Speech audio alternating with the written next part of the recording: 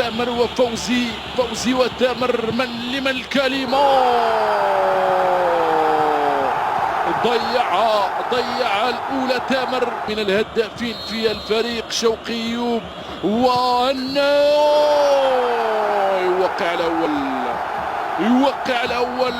يوقع الأول شوقي استغنم. المهم فوزي شوشي واللاعب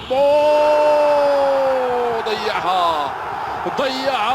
من ضيع الكرة، من ضيع هذه التسديدة من جعطنا. يسدد هذه الكرة من أمام هنان بقوة، ضيعها.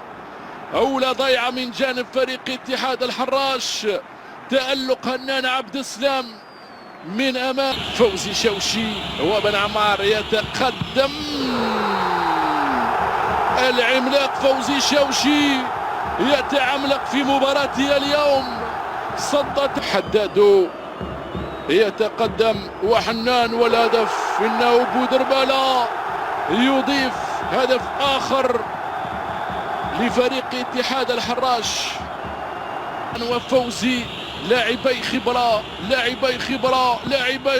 إنه فوزي شوشي العملاق يتعملق ويتألق في مباراة اليوم.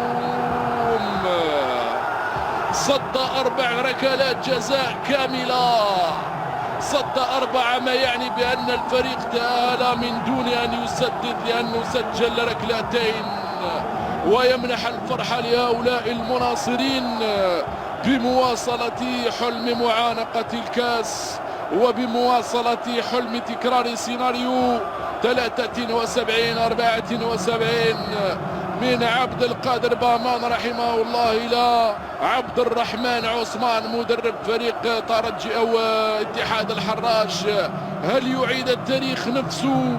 والله ليس بغريبة لفريق يملك حارس في 41 من عمره، بسم الله ما شاء الله عليه.